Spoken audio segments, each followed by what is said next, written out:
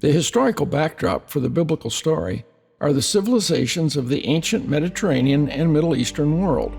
Post-flood civilization began in Mesopotamia, the land between the two rivers, the Tigris and Euphrates, expanding eastward to the Indus River Valley and westward to the Nile River Valley. The first civilization in Mesopotamia was Sumeria to the south. They were followed by Akkad. Egypt appeared like a sunrise in the Nile Delta region around 3000 BC. The Hittite Empire developed in Asia Minor with influence and trade reaching down into Syro-Canaan.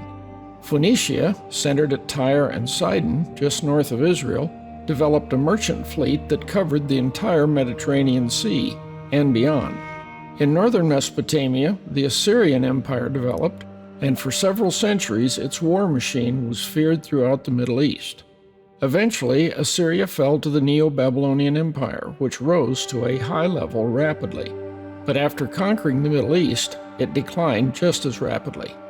Medo-Persia, east of Mesopotamia, developed a large empire and allowed people conquered and exiled by Neo-Babylon to return to their homelands. The Phoenicians eventually moved their headquarters from Tyre and Sidon to their trading post in North Africa, and this developed into the Carthaginian Empire. With Philip and Alexander, the Greek city-states were merged into an empire that stretched from Macedonia to Egypt and to the border of India.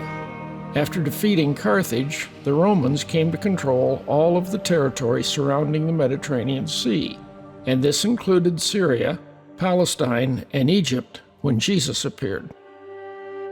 There are three major eras of biblical history. First, although the chart begins after the flood, the Patriarchal age stretched from God's first communication with Adam to Moses and Israel at Mount Sinai. Second, the Mosaic age extended from the giving of the law and covenant to Israel until the death and resurrection of Jesus. Finally, although we're looking only at the first 150 years, the Messianic age extends from Jesus' first coming, his death and resurrection, to his future return. Within these major civilizations and eras, the biblical story unfolded. In the early chapters of Genesis, the story begins with God's creation of the universe and many distinct major groups of life forms. Then God created Adam and Eve, placed them in a garden with many freedoms and only one restriction, but they were deceived by a rebellious spiritual being known as the serpent, violated their one restriction, and lost access to the Garden of Eden. But not before God promised them that he would eventually send a Savior to strike the serpent's head, although this Messiah would be wounded in the encounter. The Savior would be born of a woman, and God began marking out his genealogy to help later generations identify him. Old Testament history will unfold around the lineage of patriarchs and later nation of their descendants from which the promised Messiah would emerge. Then, of Adam and Eve's many children, we are told of their sons, Cain, Abel, and Seth.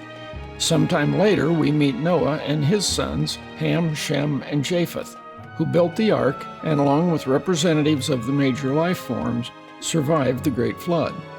Although told to scatter and repopulate the earth, their descendants rebelliously stayed together and settled in the plains of Shinar, or Mesopotamia, where at Babel they built a city and a tower. However, God intervened to divide the early post-flood language into many different languages, and this caused them to separate and form the early post-flood nations. Around 2000 BC, we meet the famous patriarch Abraham, who God called to leave Ur and move to Canaan. His son Isaac was offered as a type of Christ. His grandson Jacob, whose name was changed to Israel, was a bit of a sly schemer, but at least he was more interested in being a part of God's larger program than his brother Esau. Jacob had 12 sons, and their descendants became the 12 tribes of Jacob, or Israel. God used strife with his brothers to move one of Jacob's sons, Joseph, to Egypt, where he was eventually elevated to high position from which he could save his family from famine, bringing them down to Egypt. Fulfilling the promise made to Abraham, Israel continued to live and increase in Egypt for the next 400 years, although they were subjected to some hard times. When the 400 years had been completed, God raised up Moses to lead Israel out of Egypt and on to the land of Canaan. But on the way, God had them stop at Mount Sinai, where he told them that his desire for them was that they become an obedient, covenant-faithful kingdom of priests and a holy nation, and shortly afterwards they formally entered into the Mosaic covenant. However, soon after, while Moses was upon the mountain, receiving the details that they were unwilling to hear directly, they rebelled and decided to return to Egypt, building a golden calf to go before them. Moses returned, stopped the rebellion, and designated the Levite tribe to kill the unrepentant, which led to them also being given the care of the tabernacle, and Aaron's family was given the priesthood. During the year spent at the mountain, they were commanded to build the tabernacle, a portable worship center, and further instructions were given for its care, moving, and the ministry of the priesthood. After they left Mount Sinai, spies investigated the land of Canaan, and they could have begun the conquest. But 10 of the spies discouraged the people, and that first generation of Israelites refused to enter Canaan, so they were forced to wander for 40 years, until all of those above the age of 20 at the time of the Exodus had died. As the time for judgment on the sins of the Canaanites had arrived, after 40 years of wandering and Moses' death, Joshua led the next generation of Israelites in conquering the land of Canaan, which God had earlier promised to give to Abraham's descendants. Contrary to God's instructions, they allowed pockets of Canaanites to remain in the land, and this soon became the cultural influence problem that God had warned them it would be. After Joshua's death, the Israelites entered a period of more than 300 years, during which they intermarried with the Canaanites, adopted their gods and culture, and rejected Yahweh. God occasionally raised up judges to rescue Israel from the troubles that their own foolishness had brought upon them, but each time after the judge was gone, they turned back to idolatry. Towards the end of the judges' era, most of the people had forgotten about their heavenly king, so the elders of Israel asked Samuel for a king and a monarchy system like their pagan neighbors had. Although God saw this as a rejection of his rulership, he had Samuel warn the people that an earthly monarchy was a bad idea, would cost them a lot, and that they would soon tire of it. But after they persisted, he told Samuel to give them what they wanted. Samuel was a pivotal leader, for he was the last judge and anointed the first 2 kings. This was the beginning of the United Monarchy era, when all 12 tribes were ruled first by Saul, a tall and handsome man, and whose father had been a great soldier. But Saul lacked the character for leadership, and power soon began to corrupt him. Then Israel was ruled by David, a shepherd with better inner qualities, but many wives and power eventually corrupted him also. Finally, Israel was ruled by Solomon, who asked for and was given great wisdom in the beginning, and his kingdom prospered. Solomon replaced the tabernacle with a stone temple, which David had requested. But after it was dedicated, God warned him that unfaithfulness would eventually cause the temple to become a pile of ruins.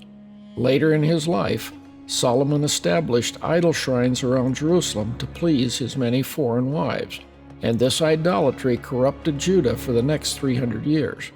Because of Solomon's apostasy, God divided the kingdom, with 10 tribes to the north called Israel, and 2 tribes to the south called Judah. Although God promised Jeroboam, the first king of the 10-tribe northern kingdom called Israel, that he would build up his kingdom if he was faithful to the Mosaic covenant, his own fear and political reasoning led him to quickly reject the covenant for a more convenient national idolatry, centered in golden calves located in Ephraim and Dan. After 200 years, the northern kingdom came to an end in 722 BC, when God brought the Assyrians against them. Because it had a few good reformer kings, like Josiah, to hold back the decline, the southern 2-tribe kingdom, called Judah, lasted 300 years. However, continued idolatry eventually did bring God's judgment. And as the time approached, God placed 3 major prophets in strategic locations to help the Jews understand what was happening. Jeremiah stayed in Jerusalem to warn and prepare the people for Jerusalem's fall and exile. Daniel was taken to the Babylonian court to prepare Nebuchadnezzar as God's agent of judgment upon Judah with 70 years of exile. Ezekiel went to Babylon with 10,000 early exiles to explain to them how God was still working out his program so they should settle down for 70 years and then be ready to return to the land. Because the kings and nobles in Jerusalem would not listen to the many prophets God had sent to them, last of all Jeremiah, Jerusalem and Solomon's temple were destroyed and burned in 586 BC by the army of Nebuchadnezzar II, with most of the remaining people of Judah taken to Babylon for 70 years of exile, determined by their own failure to observe that same number of sabbatical years. Because Judah had been designated as the tribe carrying on the messianic line through David's family, after the exile, the Medo-Persian conquerors of Babylon generally allowed exiled and dispersed people to return to their homelands. This made it possible for the people of Judah, who still wished to return to their land, to do so and reestablish their nation. After 70 years in Babylon, about 48,000 Jews returned under the leadership of Zerubbabel. Between 536 and 516, Zerubbabel led in building the Second Temple. Around 478 BC, Esther risked her life to save her people throughout the Persian Empire from destruction. Between 457 and 430 BC, Ezra the scribe tried to restore Judah's spiritual health through teaching and explaining the Scripture, while another Jewish man, Nehemiah, was sent to rule Judah as the Persian governor. He restored Jerusalem as a secure city with rebuilt protective walls. After the prophet Malachi, the nation of Judah experienced a 400-year-long predicted period of prophetic silence as they waited for the promised Messiah to arrive. At one point in the mid-2nd century BC, Jerusalem and Judaism were seriously threatened by a Greco-Syrian king named Antiochus IV, who tried to destroy Judaism and replace it with Greek culture. This initiated a response in the Maccabean revolt. After driving out the Syrians, the Hasmonean priestly family continued to govern Judea from 142 until 63 BC, when the Romans were invited into Palestine. Because the Second Temple had sustained a fair amount of damage over the years, and Herod the Great wanted to make his province a glorious part of the Roman Empire, he began building a third temple in 20 BC. Late in his reign, both John the Baptizer and Jesus were born. In 26 AD, through his baptism, John identified and presented to Israel the fulfillment of God's messianic promise in Jesus of Nazareth. Jesus' ministry lasted for 3.5 years, and after his death and resurrection, his apostles began to spread amongst the nations, proclaiming the gospel to Jews and then to Gentiles around the Mediterranean and beyond. A Jewish revolt against Roman occupation began in 66 AD. The Roman general Vespasian began to suppress it, but stopped and returned to Rome to become the next emperor. Then he sent his son, Titus, to finish the job. 3 Roman legions converged on Jerusalem, destroying the city and Herod's temple in 70 AD. A final Jewish rebellion focused on a false Messiah named Simon Bar Kokhba occurred between 132 and 135 AD. In response to this, Rome destroyed many towns and villages and banished Jews from Palestine. There's a lot more in the Bible that you need to see, but this is the essential flow of the biblical story in less than 15 minutes.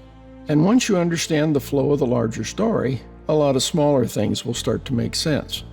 The essence of the biblical story is God's provision of forgiveness and eternal life through Jesus, and that is a story worth knowing.